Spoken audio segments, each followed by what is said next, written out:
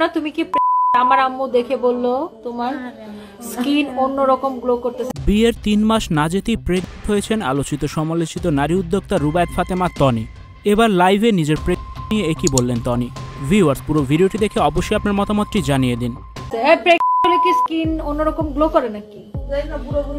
নতুন বিয়ে করে দেশজুড়ে হইচই ফেলে দিয়েছেন নারী উদ্যোক্তা রুবায়েত ফাতেমা তনি।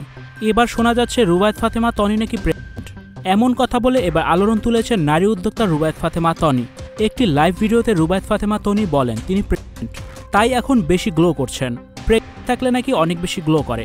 তনি বলেন, আমার বিয়েতে যেমন দেশে অনেক বড় একটি ধামাকা হয়েছে, তেমনই আমার প্রেগনেন্ট খবরেও দেশজুড়ে নতুন একটি ধামাকা তৈরি হবে। আর এরই মধ্যে তনি প্রেগনেন্ট, এমনই মন্তব্য করছেন অধিকাংশ নেটিজেনরা। বিয়ের পর মোটা হয়ে গেছেন রুবায়েত ফাতেমা তনি, চেহারাতেও বেশ পরিবর্তন এসেছে। এত সব পরিবর্তন দেখে সবাই মন্তব্য করছেন রুবায়েত ফাতেমা তনি প্রেগনেন্ট। এই ব্যাপারে তনি বলেন, আমার চেহারা পরিবর্তন হয়েছে এমনিতেই, তিনি এখনো প্রেগনেন্ট না। প্রেগনেন্ট হলে বিয়ের খবরের মতোই সবাইকে জানিয়ে দেবেন এই খবর। তনি বলেন, আমার বিয়ের খবরে যেমন ধামাকা হয়েছিল দেশ জুড়ে, তেমনই আমি প্রেগনেন্ট হলেও আরেকটা ধামাকা দেব সবাইকে।